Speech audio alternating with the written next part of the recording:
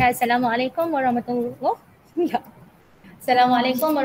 wabarakatuh and good afternoon class.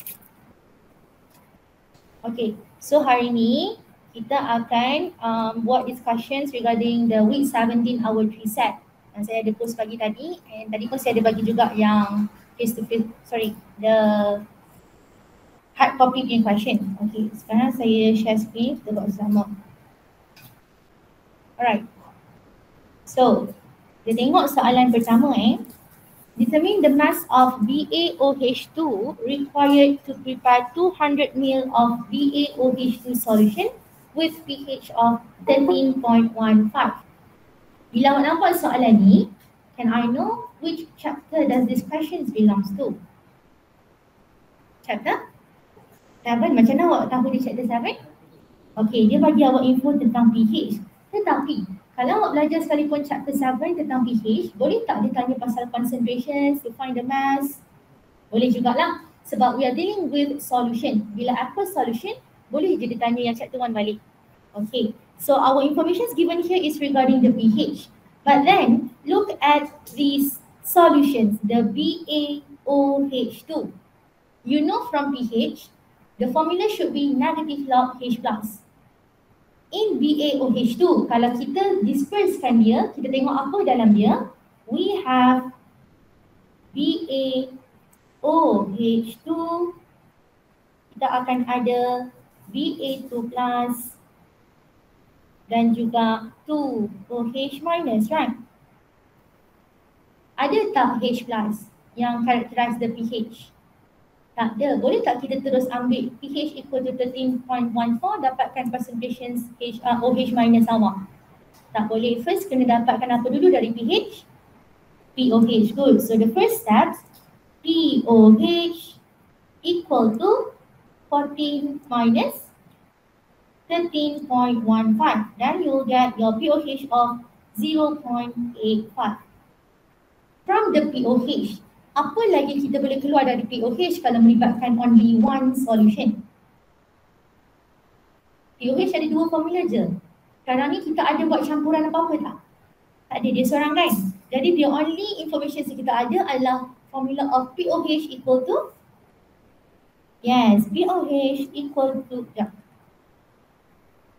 POH equal negative log concentrations OH minus. POH dah ada belum?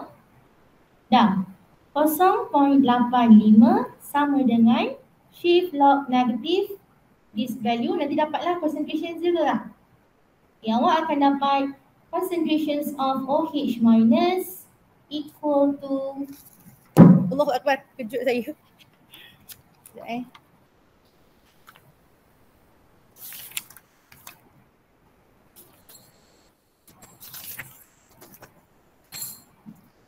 So your concentrations of OH minus should be 0.1413. Do you have unit in here? M. Okay, ada M. Okay, kita dah ada concentrations of OH minus. Kita nak cari apa sebenarnya? Mass of siapa? BaOH2, right? Awak dah ada belum info tentang BaOH2? Belum, kita baru ada OH minus. And you know the OH minus is on the right hand side of the reactions, means on the product part, let's say. And then BaOH2 dekat belah sini. Bila dia terikat dalam equations, boleh tak kita cari sesuatu tentang BaOH2 from the OH minus? Boleh. So from the concentrations, kalau kita nak tengok dari reactant jadi produk jadi reactant, or reactant, kita guna apa? Stoichiometry. Untuk guna stoichiometry, at the moment we only have concentration. What should we do? Cari mol dahulu. So daripada concentrations formula, kita tahu the formula should be concentrations of OH minus equal to mole of the OH minus divided by the volume of the solution, right? Do you already have your volume of solution? Dah, dia dah bagi 200 mil kat sini. Jadi concentrations pun dah ada, volume pun dah ada. Boleh tak cari number of mole? Boleh. So kita akan dapat number of mole OH minus You simply times this 0.1413 molar with, do you need to change the mil to liter? Yes, sebab kita nak cancel out mol per liter dengan liter, nak dapatkan mol. So kita dapat 0.2 and then we'll get our new mole of OH minus is 0, betul ke ni apa? 0. 200 mil ke 20 mil? 200. You'll get, betul ke saya punya OH minus tu tadi dia? Betul. Yang awak akan dapat 0.02826 mol. Betul? Okay. From this number of mole, boleh tak kita terus cari mass of BaOH2? Terus. Tengok balik kita punya chemical equation. Do they have the same coefficient? No, you should first do the stoichiometry. Kan? Okay, awak dah ada mole untuk OH minus. So kita akan buat stoichiometry kita kat sini. The 2 mole OH minus sama juga dengan 1 mole BaOH2. Okay, kita dah ada berapa mole tadi? 0.02826 mole OH minus. Kita dapat half pada dia lah. 0.01413 mole BaOH2. Dia combinations of the 7 and 1 lah. Okay. Dah dapat mole ni, boleh tak kita cari mass sekarang? Boleh. So mass of our compound will be 0.01413 times weight. So BaOH2 dia punya molar mass adalah 171.3 gram per mole. And lastly, your mass will be 2.42 gram. Okay. Kalau awak tengok banyak tak dia punya cara jalan kira dia. Ni antara C4 question yang agak senang. Maksud saya agak senang, quite direct. Dia tak ada difficult. Yang nak difficult sikit tak apa? Kalau awak tak dapat detect POH, kita nak kena cari awal, awak akan salah sampai habis. So kalau soalan ni maybe, yelah 3 minit. 3 minit lah paling lama kalau boleh spend. Tapi kalau dah tahu step senang lah kan? Okay. Right, itu question number 1. Any questions so far? Ada. Okay, question number 2. By using the same solutions yang kita guna tadi, BaOH2, dia cakap if 50 ml of 0.1 molar sulfate ions is added to the above solution, means you initially have BaOH2 solution and then you want to add a sulfate ion. The sulfate is SO42 minus, probably come from the H2SO4, right? To form your salt. Sebab okay, sini yang ni saya tukar tadi kan? Saya suruh buat predict precipitation. Precipitation means who's gonna be our salt? Barium sulfate. So barium sulfate Ba2 plus SO42 minus, you will get salt of BaSO4. And then kita akan dapat plus 2H2O. Ini basically the reactions yang akan berlaku. Okay. But then perlu ke kita nak tengok semua benda untuk calculate? Okay, kena prioritize benda apa yang kita nak cari. Okay, so you already have these informations and then you know that once this BaOH2 and also H2SO2 combine, can you still use the same concentrations? No, initially the questions gives you H2SO4 got 50 ml and 1 molar.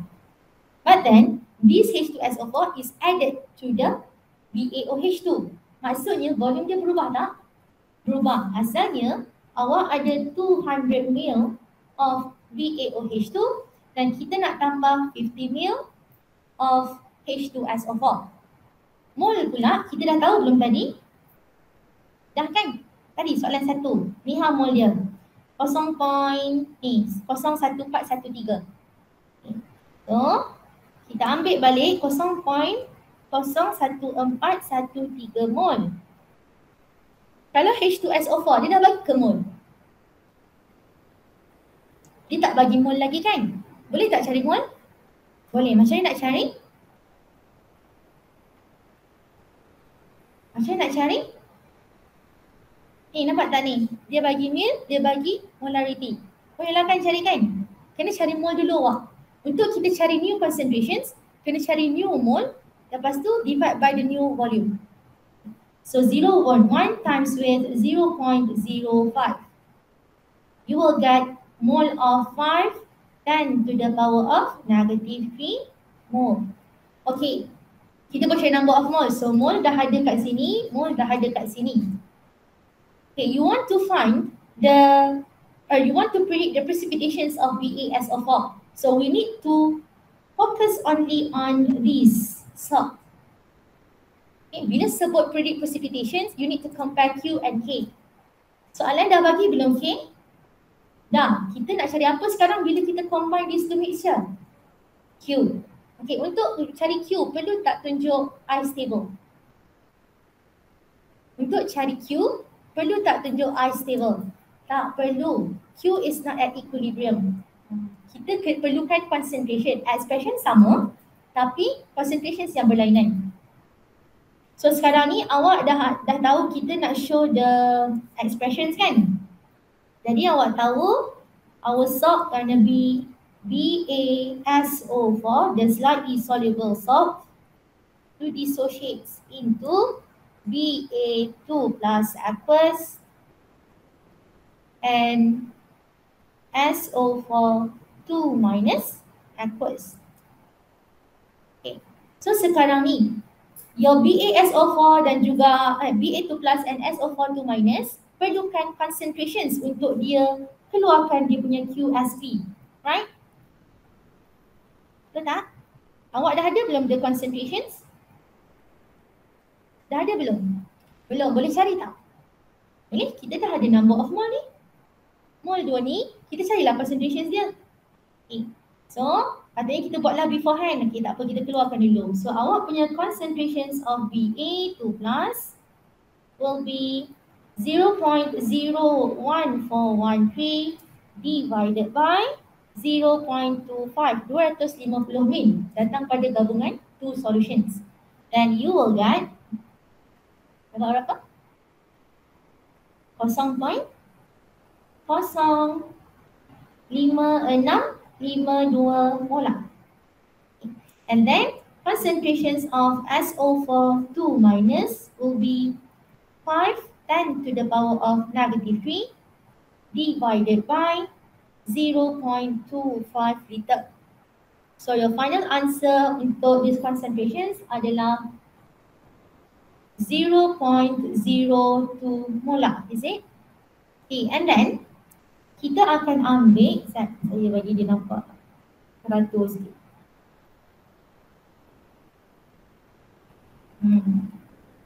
So kita dah tahu QSP expression kita bolehlah substitute this value.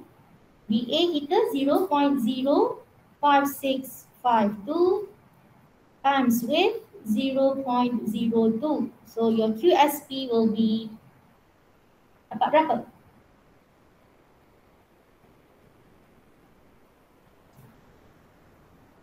Direct.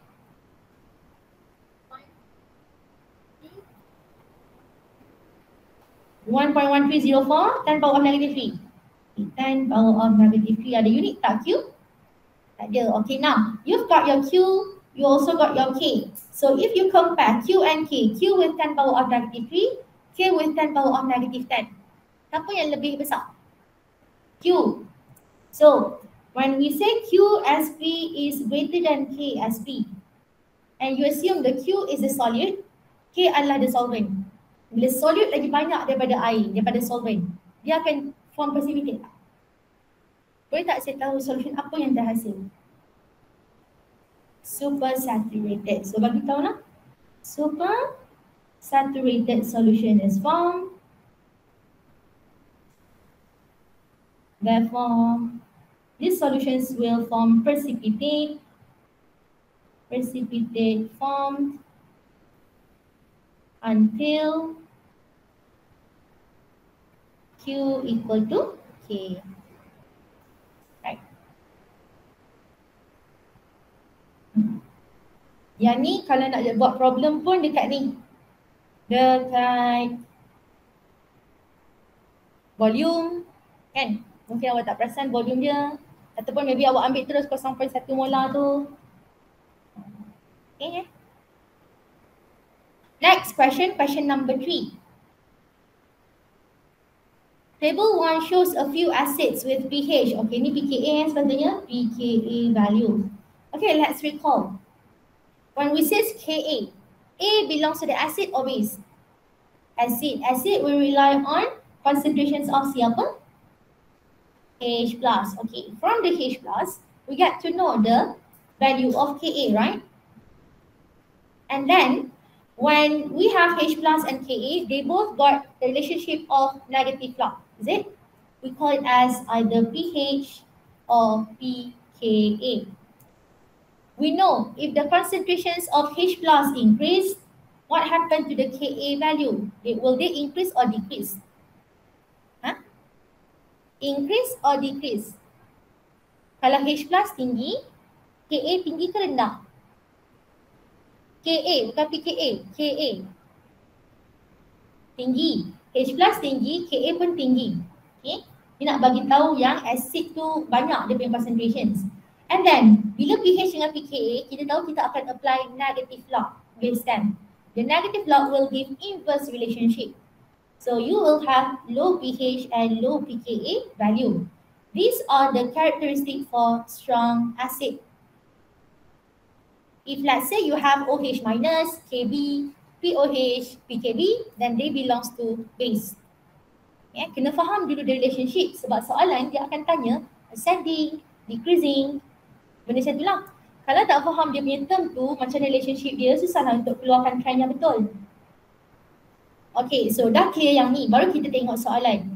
Arrange the above acids in ascending order of strength of basicity. Dia bagi awak acid, dia minta awak susun dari segi base, dari segi base. Okay? Okay, dia ada dua cara jawab kat sini. Kita boleh kekalkan dia sebagai asid, maksudnya the species still acid, but bacaan kenalah ikut trend base. Ataupun awak tukarlah the species itself jadi base terus and susunlah ikut base. Dua-dua pun diterima lah. Okay, kalau katalah soalan subjektif, dia terimalah dua-dua asalkan the trend is still correct. Okay. From the pKa, we get to know about acid, but then kalau kita kata acid is strong, the base akan jadi strong ke weak? Kalau acid awak strong, kita tengok definition Bronsted-Lowry ya. Bronsted-Lowry says, when a substance able to donate H+, acid asalnya ada H, donate H+, dia akan form conjugate base. The species, the main species acid or base with its conjugate got inverse relationship. Kalau acid kuat, the conjugate will be weak. Kalau acid lemah ataupun base lemah, the conjugate acid or base will be strong. Itu maksud dia. Samalah kes macam kita. Sekarang kita baca dari bacaan pKa. Tapi kalau dia minta base, awak kena terbalikkan the trend. Itu maksud dia. Okay. So sekarang kalau awak tengok pKa kalau paling rendah maksudnya strongest or weakest acid. pKa rendah, tadi kita tengok pKa rendah, strong or weak?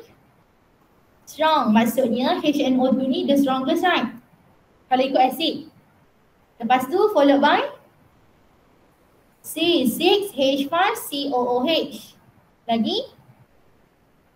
Apa? ACN, so ni nombor 3. Ni saya tunjuk susunan ikut acidity. Kalau acidity, saya buat acidity awak punya acidity. Kalau kita kata ascending, yang ke kanan makin kuat ke makin lemah? Kita punya trend ke kanan tau, kiri ke kanan. Yang paling kanan tinggi ke lemah? Kuat ke lemah? Kuat, okay. So kita tahu the number 1 HNO2 followed by C6H5COOH followed by HCN. Ini in terms of increasing acidity. Tapi soalan minta acidity ke? Dia minta basicity.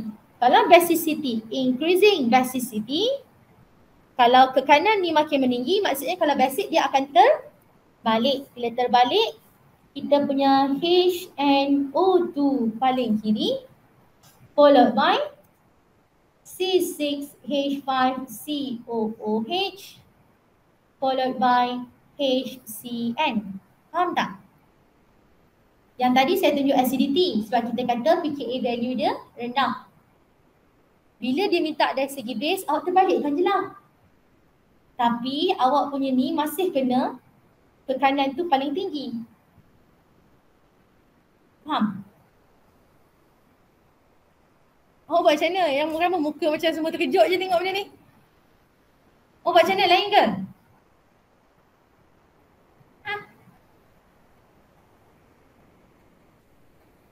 Okey, sama je lah. Kalau buat macam tu pun masih ke kanan. Masih spesies dia susunan macam tu kan? Okey, ini kalau awak kekalkan acid. If let's say, the questions wants you to show the conjugate base. Dia nak basicity dalam base juga. Maksudnya kena buat conjugate base lah kan? Okay, kalau conjugate base, kita at the moment ada acid. Jadi, kalau conjugate base, awak kena buanglah H ni. Sebab by definition dia donate H.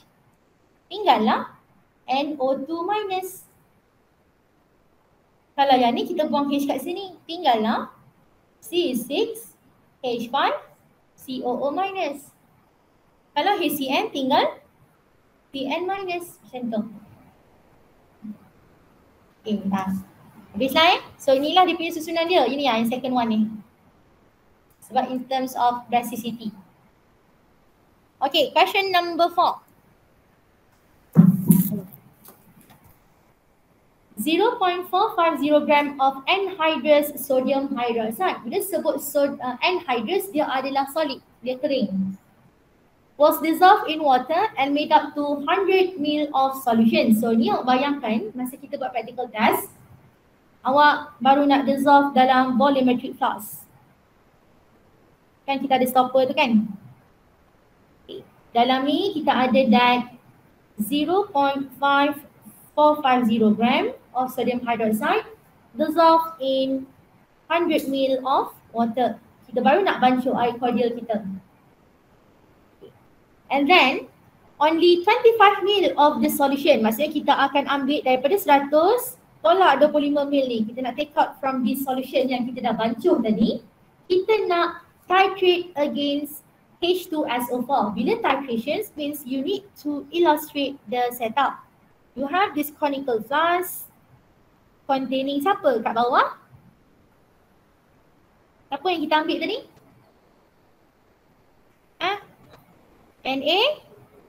NaOH kita ambil berapa mil? 25 mil. Lepas tu kita akan buat titrations, right? So titrations kita ada burette atas ni. So burette awak siapa? Titrate awak siapa? H2SO4. Okay, boleh? Okay. So kita dah ada di setup. Saya ingat pula. Kalau boleh tak saya ingatkan dia balik? Tak boleh. Tak boleh. Dia boleh besar kecil je lah. Okay, kita dah tahu kita ada sodium hydroxide and H2SO4. Bila reactions berlaku, perlu tak buat chemical equations? Perlulah. Okay, chemical equations kita akan rely on these two. We first have this sodium hydroxide. Muat tak? Oh, tak muat. Kejap. Saya buat bawah ni. Sodium hydroxide to react with H2SO4 to form Na2SO4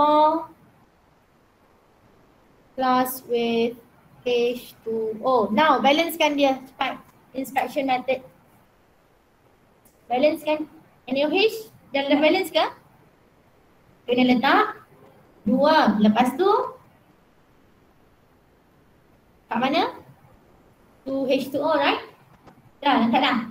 Okay, dah balance dah kita punya equations. Okay, once kita dah balancekan equations kita, barulah kita buat kita punya reaction. Now, your sodium hydroxide yang kita guna adalah 25 ml. Okay, 25 ml.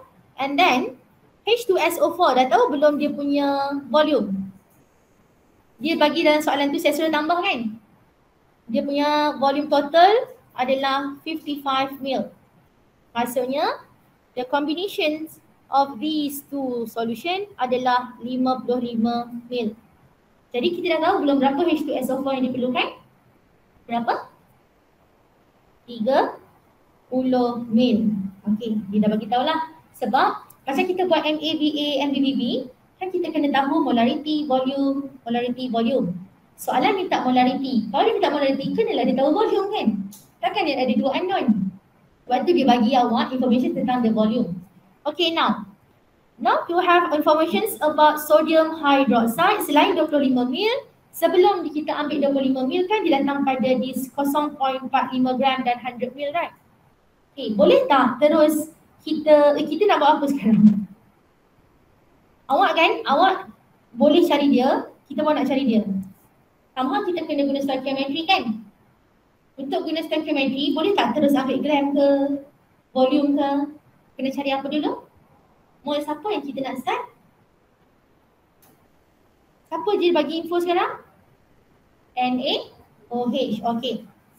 So kita akan buat the mole untuk NaOH. The mole of NaOH.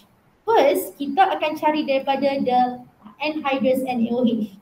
So we have this 0.45 gram divided by berapa? 23 Na tambah 16 O tambah 1 H. Berapa? 23, 16, 40. 40 gram per mole. Then you will get 0.01125 mole, right? Okay, this is the number of mole for sodium hydroxide for the whole 100 ml solution.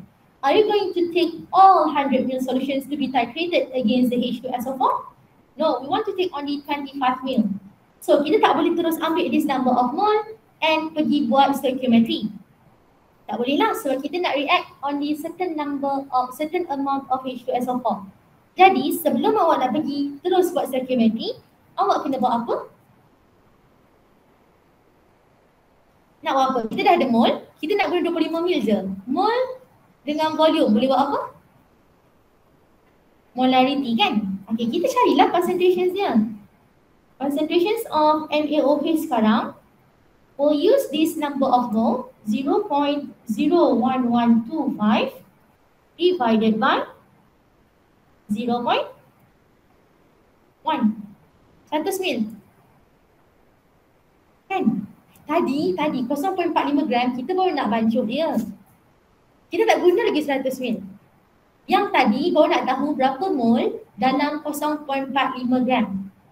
Once dapat mol, kita nak ambil 25 ml saja. Macam mana nak ambil 25 ml kalau belum relatekan dengan 0.1 liter kan? Sebab tu kena cari concentration dahulu. Jangan ambil terus number of mole ni pergi buat stoichiometry, salah lah. Kalau terus ambil mole ni buat stoichiometry, it means that you are going to react all the 100 ml.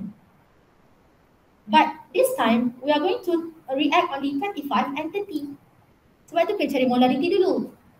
Okay, so kita bahagi dengan 0.1, awak dapat 0.1125 molar. This is the concentrations for sodium hydroxide. Now you're going to react this acid and base. We learn about mass, molarity acid, molarity base, volume base. Usually our coefficient is 1-to-1 ratio, right? But this time, do you have the 1-to-1 relationship? No, you got 2-to-1 to 1-to-2, depends awak letak siapa atas. Jadi kita kena keluarkan dulu. Awak keluarkan MAVA over MBBB equal to acid kita berapa? 1. Base kita 2. Kita nak cari siapa? Molarity siapa tadi? Kita nak cari SCN. Acid. Rearrange lah. Rearrange. Yang belah kiri kita adalah molarity acid equal to 1/2, siapa duduk atas? MBVB over VA. So masuk dalam kita punya ni MBVB. MB awak adalah 0.1125. Masuk. VB awak 100 mil kan tadi? 100 mil tak, 25 kan? 25 mil. And then divided by 2 darab volume asid awak yang diperlukan tadi berapa? 30 mil. 30. Nanti dapatlah awak punya MA berapa? 0.0469 molar. Okay. 0.0469 molar. Okay.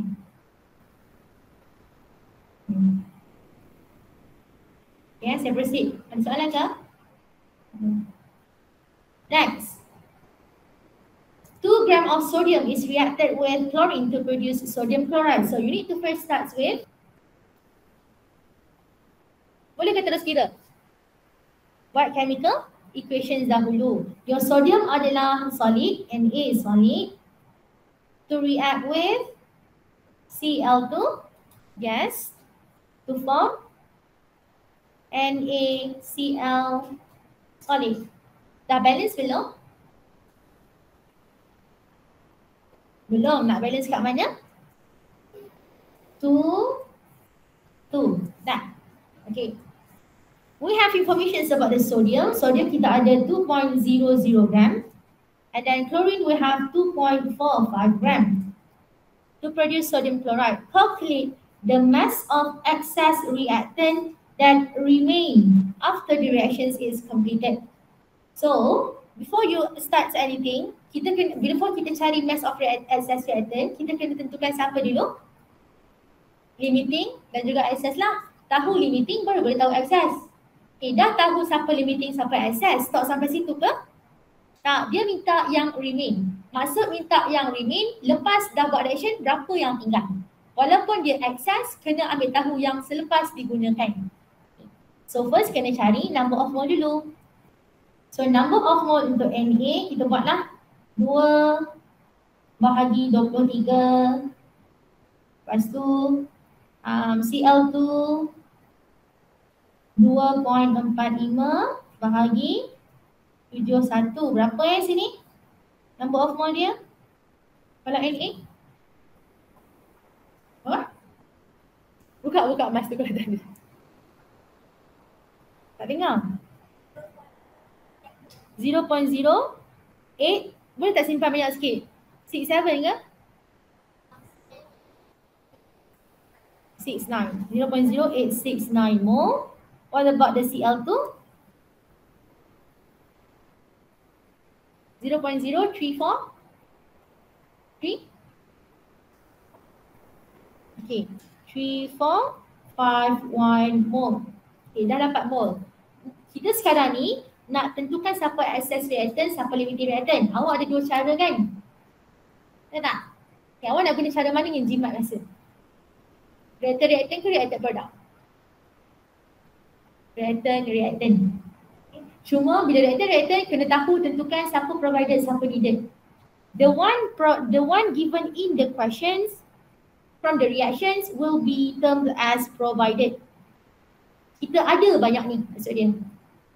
Then kita kena ambil satu amount, one of the species to be termed as the reference value, dan kita nak dapatkan value baru. Tu yang kita akan dapatkan term dia needed. Okay, let's say saya ambil Na sebagai saya punya reference value.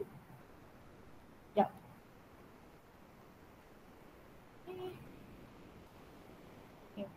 Saya nak termkan Na.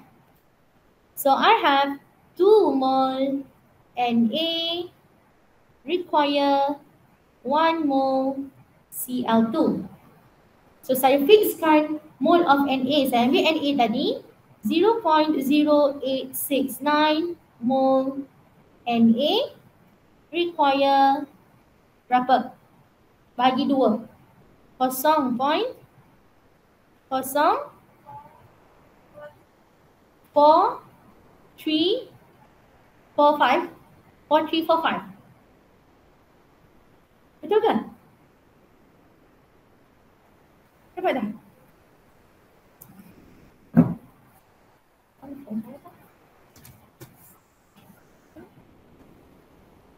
4, 3, 4, 5. 4, 3, 4, 5 mole Cl2. Okay, kita nak tengok ni. Value kat sini, kita nak compare dengan value yang kat sini. Make sure you compare with the same species. Kalau Cl2, Cl2 lah. Janganlah Cl2 pergi compare dengan Na. Okay, Cl2 awak. Yang kita perlukan 0.04. Yang kita ada 0.03. What kind of conclusions can be made here?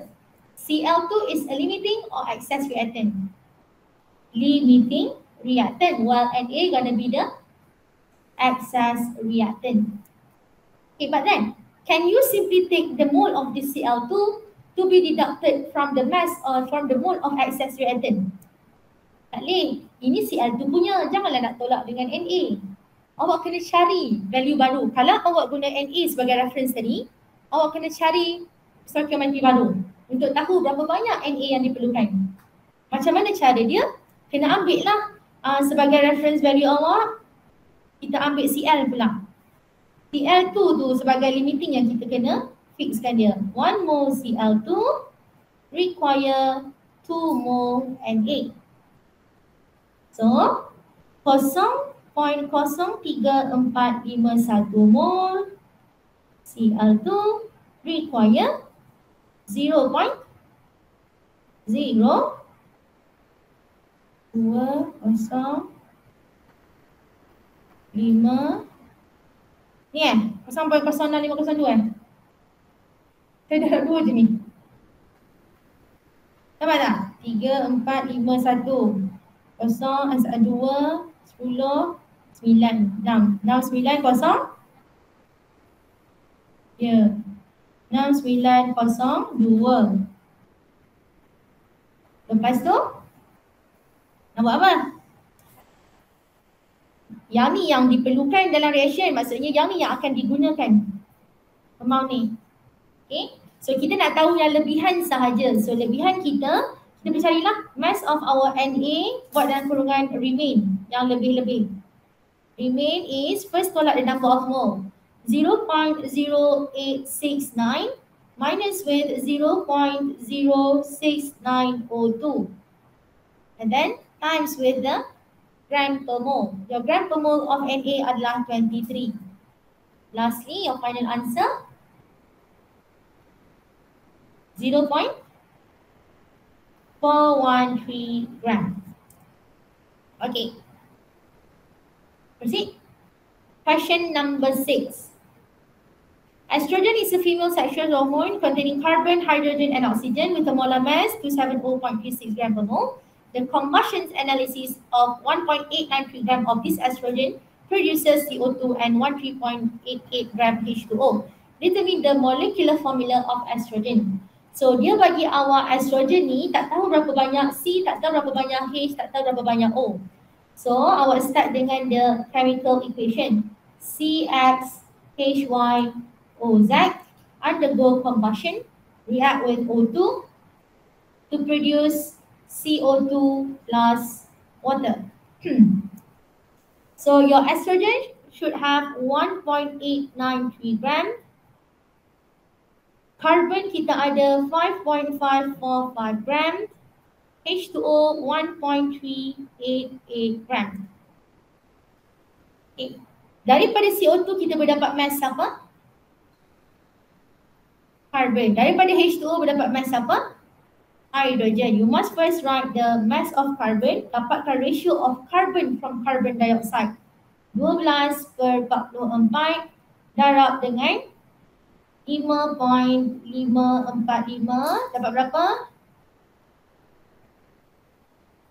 Dapat berapa?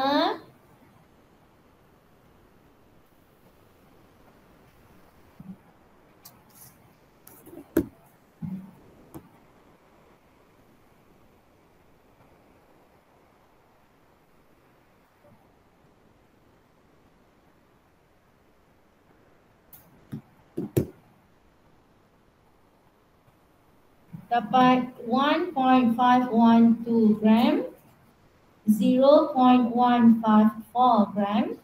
And then to find mass of oxygen, adakah nak dapat pada CO2 dengan water? Tolak sahaja. Kita ada 1.893 minus 1.512 minus 0.154. Lepas tu awak akan dapat 0.227 gram. So each of this mass kita akan tukar dia jadi mole dahulu. So awak buatlah table awak. Table awak kena ada all these elements C, H dan juga O. Kita start dengan mass dia. So kita boleh cari, mesti saya skip lah, awak cari mole.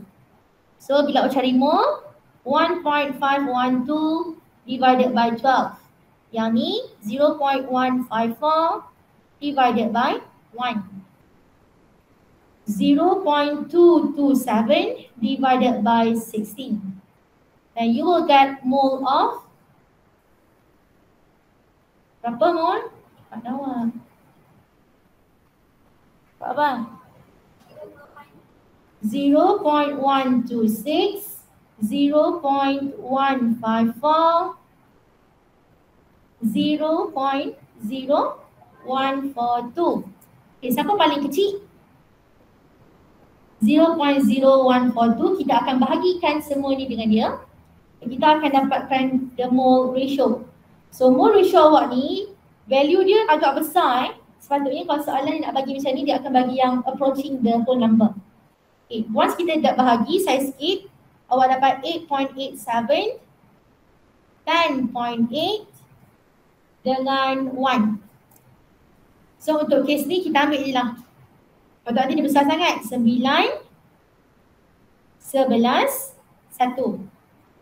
Your empirical formula will be C9, H11, O. Soalan minta molecular formula kan?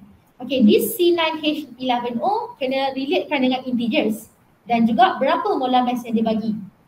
C9H11O kalau kita tambahkan semua dia punya molar mass, you will get 135.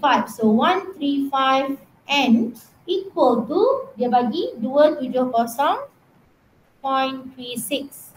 Then you will get N equal to 2. Means you need to gandakan your empirical formula by 2.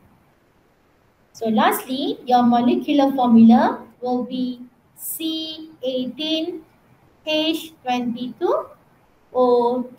This is the molecular formula. Okay. 7 dengan 8 very quickly. Subtopic 2.2. When it says orbitals, out of the N, L, M, S, orbital belongs to which symbol? N, L, M, or S? Orbital. Huh? L is the shape. From the shape, you get to know the orbital. The orientations indicates the orbital. Okay? Ayat lain dia tanya berapa banyak orbital, berapa banyak orientations ke. L is only the shape, the subshell. Kalau M dengan L, subshell. Okay. So, how many orbitals when N equal to 3? You have to take out the possibility of your M. So, kita keluarkan N equal to 3 means your L equal to, it can be 2, it can be 1, it can be 0. Any L that is possible for N equal to 3. Bukannya itu saja, okay? Dia N, L minus 1. Bawah pada dia adalah. Okay, lepas tu kita nak tengok M kan? Okay, our M, bila 2, start from negative 2, negative 1, 0, positive 1, positive 2. So kita ada berapa orbital sini? 5.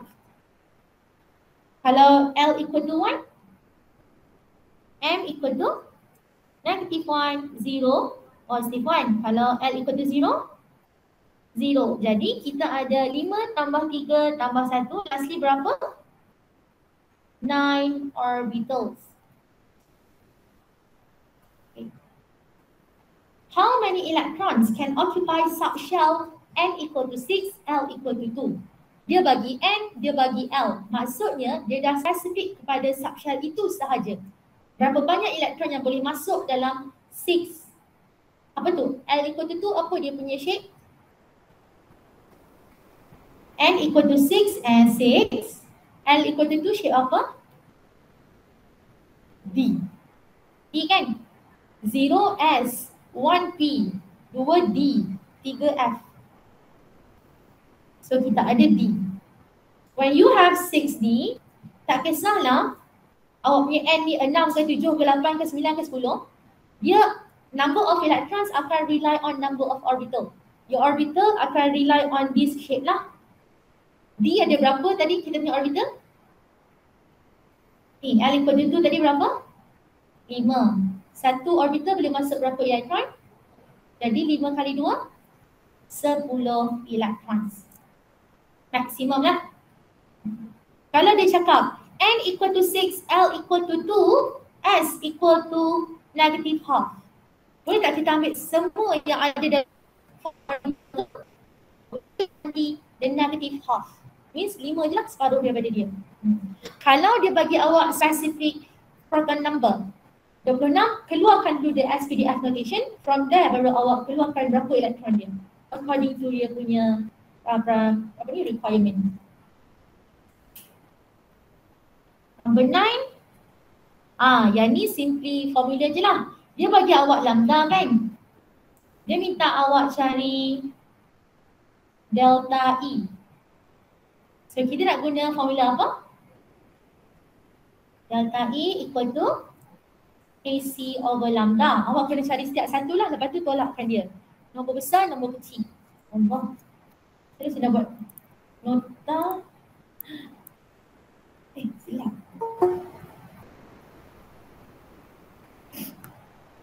Ya Allah itu. Pulang. Macam itulah AC over lambda. Tak boleh. Okay. AC over lambda. Itu kalau suruh buat calculation, awak buat je lah calculation dia. Kalau soalan bagi information tentang number, but then the question asks, choose the best conclusions can be made. Okay. Contohnya awak sekarang ada 589 nanometer versus 589.6 nanometer, right? Siapa lebih besar dia punya wavelength? This one. Okay. Kalau you punya wavelength besar, delta U kecil ke besar? Kecil lah, kita balik.